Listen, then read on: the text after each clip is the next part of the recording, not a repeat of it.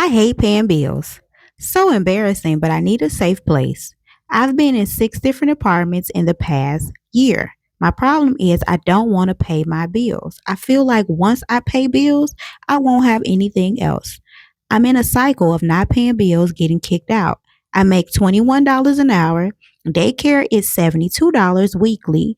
Rent is $1,206. Now I'm behind on my rent in my new place. I can't even drive Uber so I can make more money. I'm facing eviction. How can I get out of this cycle? Let me hold your hand when I say this.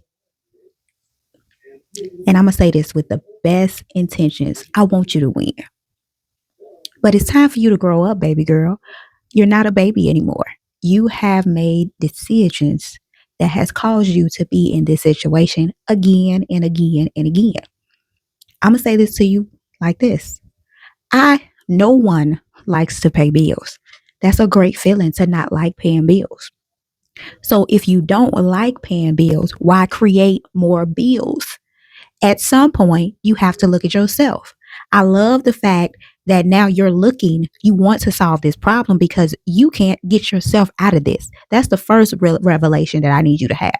You can't help yourself because you have been in 6 apartments and finding yourself not paying bills. $1,200. You don't have to pay grow up. $1,200. You're not 3 years old anymore. You can live in somewhere cheaper. You have responsibility. Either downsizing your apartment, put your big girl drawers on, actually living below your means. That's what I say. Put your big girl. I need you to first live below your means, and maybe you can move in with the family for you. This is where you have to humble yourself. One thing you said is I don't have it. Child daycare. That's the first. So you have responsibility. I need you to make yourself.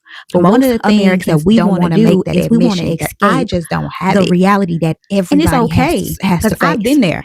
Now, if you don't want to live, where you don't have to have I want it. Rent paying $1,200. You don't. I don't have it. $1,200. It's okay to not have it. You right can now. Live in somewhere now, cheaper. These are self-inflicted. That means stop going downsizing your apartments, complexes, actually living below your means. When you know you don't have the money, I need you to continuously live below your means. Stop signing up. Move in with the family members. This is where you have to humble yourself and realize I don't have it. You can't afford it. That's the first.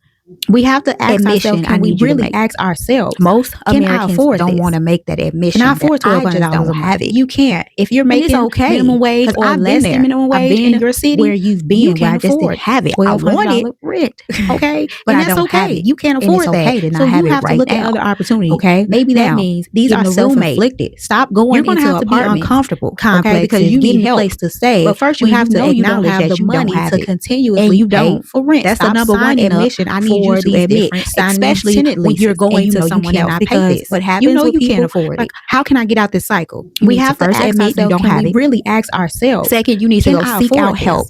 And that's what podcasts and communities like if you're making communities that I created, like the Yes She Say Circle come in, and it's for us to hold each other hand, but we're actually going to give you correction and love. You can't afford that with love. So you have to look at other opportunities. For counsel maybe with love, then it's not the place for you roommate, but you're going to have to be uncomfortable, okay? Because you need hold you accountable. Because first you have to acknowledge that you don't have it. See, when you want the best for someone, that's not going to always say what they like. Admit, but especially when you're going to someone else, because what happens with people. Understand how can I get out this cycle? There, you need to first admit you don't have it. But we're going to have to grow up. Second, you need to go seek out help. And that's what you say you make $21 an hour. Like the different communities that I created, like the Yes She Say Circle come in. But when you have a child, it's for us to hold each other hand. But we're actually going to talk about correction and love, counsel with love. You're living not ready for counsel with love. So you have to make some really hard decisions. If you're ready for something, you have to go without hold you accountable until you're able to see you win. One, lower your lifestyle. The best for someone.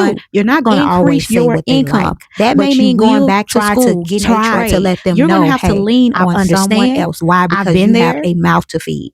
But we gonna have to grow up. I don't know if you are getting help from the father of the child. You say you make $21 an hour, but you have to look into that.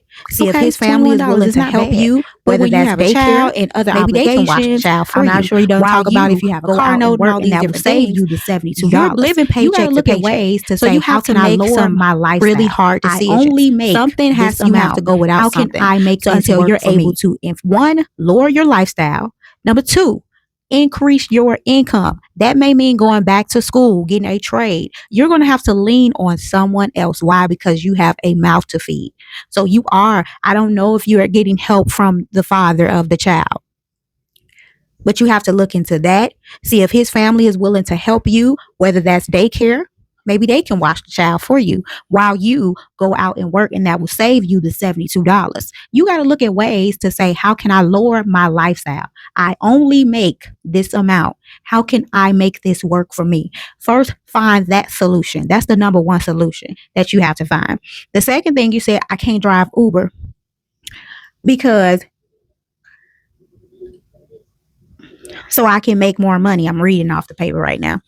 So I can make more money. I'm facing eviction. You're facing eviction because of your decisions.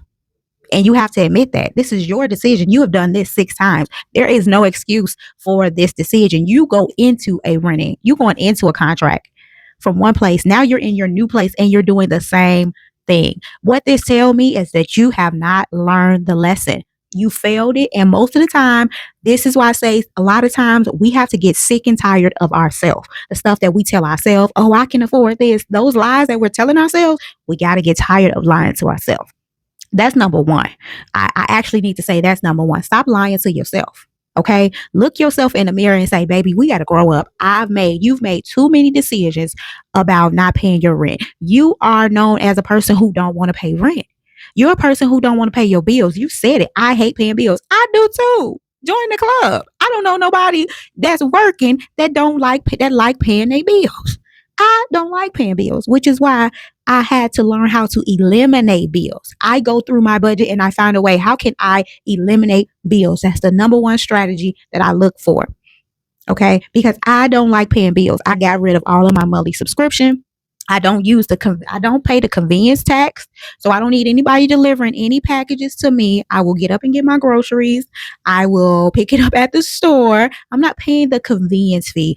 The subscriptions for like everything, I don't use them. Why? Because I don't like paying bills. And when you don't like paying bills, this is what you have to do. You cannot get mad and say, I hate paying bills, so I'm just going to let myself go into evictions. No, that's not how that works. Now, if you do have family and you don't want to pay for your housing, then you need to go reach out to your family and friends and your circle. But I'm pretty sure that you have a track record because you've been to 6 different apartments. So you've probably burned all your bridges with your family. And that's the problem. A lot of people burn bridges with their family and their friends and their parents, and then they're wondering why nobody. I mean, your reputation is so bad right now that wherever you go, they're talking about what you don't do. And that's the thing. That's what you want. Like the Bible says, a great name is bigger than anything. So when you mess up your name, you've done too many decisions because you want to be a kid, but you can't be a kid anymore. You have a child depending on you. So you have to grow up and you got to start making big girl decisions. That's it. That's all. And that means getting on a budget. I know I'm cussing now. Getting on a budget is for real. It means listing all your bills. It may mean, hey, I need to go get a roommate. I need to move in with my family. You got to make some hard decisions that's going to be uncomfortable.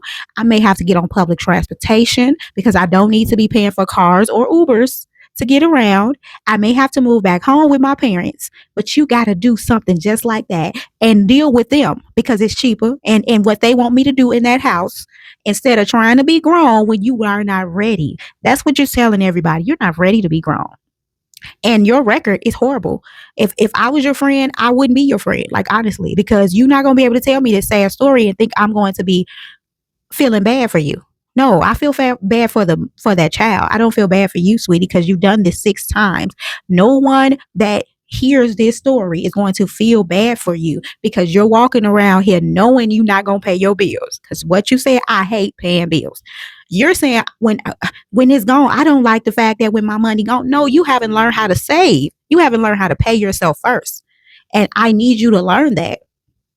But you have to have a heart that says, I'm going to pay my bills. I'm going to lower my lifestyle to where I can afford to pay my bills and have money over. Not making this lame excuse of, I don't want to pay bills, so I'm just going to go and get evictions and after evictions and burn bridges with family and friends and thinking that's going to sustain you. It's not. You're going to crash and burn. And honestly, you're already on fire. 7 evictions on your record is not a good thing to have as a landlord and someone who has been in the landlord seat. if I see this, I would not rent to you. Why? Because if you did it to them, what's the exception? What is the reason that you won't do it to me?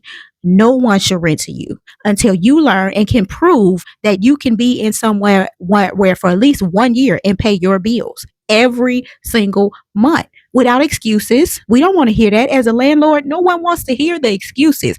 We know that you get up there every day and you're going on trips. You buying shrimp, you eating crab legs, you got Jordans for you and your kids, you taking baby shower pictures and having all this foolishness that you're doing, but you're not paying your bills. I like to say this. Stop being the person that beg for what you need and buy what you want. Stop doing that. We got to stop it as a people. Americans have to stop this because people are tired. Your family is tired of you because you're coming with this sad story every single time you get off your luck. But when everything is up, nobody sees you. Nobody knows where you chilling. Okay, you having the best time of your life when everything is good. But don't let everything fall. But it's a recurring cycle because you haven't learned the lesson. You need to learn how to pay yourself first. You need to learn how to budget your money. You need to know where your expenses is going. Where's your money going? Do you even know? Because this is not enough. You gave us three things. You're paying $72 for childcare, actually two, and you're paying $1,200 in rent. Where is the rest of this money going? And as a personal finance coach, when people come to me with limit information, I cannot help you. I can't help you if you only tell me three things and that you don't like to pay rent. You're making excuses for your poor spending habits because you can't make any excuses anymore. Your excuses have it's over. All the excuses, you might as well throw them in the trash because nobody's listening to that no more. They're looking at your track record now. And you're going to have to make some hard decisions. And those hard decisions may be the best decisions for you because now you have to prove to a landlord, your credit probably is messed up, a lender, anyone that's loaning, doing you a favor, you don't have to prove to them why you deserve, why they should help you when all you've done in the past is hurt all of your help. Okay? So we got to get out of this mindset that I can just buy what I want. No, you can't. Not when you're living paycheck to paycheck. Not when you're a minimum wage person. Not when you don't know how your money works. Not when you don't budget. You can't live how you want to. You're going to be broke. Billionaires have budgets. Did you know that? So you being broke, a living minimum wage, and with a child, not having a budget is a problem. And until you fix that, until you get out of this cycle, until you grow up and start making better decisions, I mean, like tracking your money, listing your bills, coming up with a payment plan, doing some challenges that will cause you to save so you can have some money, cutting expenses, understanding what a want and a need is, you're going to always find yourself in this situation. So I'm telling everyone else, if you're in a situation like this, it's time for you to look within. It's time for you to look within. Yes, talk to someone if you can, but most of the time you don't have the money. So this is where forms come in. And I love doing these type of questions because this is great for someone who don't have the money to pay for a personal coach because I do charge. And this is why I charge. Because if you don't pay your bills and you hate paying bills, you're not going to pay me. You're going to waste my time and you want my energy. So I would rather give it to you in this form where I'm able to talk about a problem, answer the problem for you. And if it fits your life, take the meat and throw away the bones. That's it. It's Yes She Saved, and this is No Faking It Friday. We are having real conversations about real money issues. If you have an issue and if you are a part of the Yes She Saved circle, as we know, we do bring up issues on the form and I answer your questions to the best of my ability. I will hold your hand when I say this in a loving way, but I want to push you forward. I'm not saying this to shame you. I'm saying this to push you forward. You deserve to live the best life you decide. But the best life is the life you decide to make without excuses, without shaming, but we love our people. I want to see women win, young women, older women, middle-aged women. I want to see you win and thrive with the resources God has given you. But when you are poor in your money decisions, your mindset, the way you think about money has to change.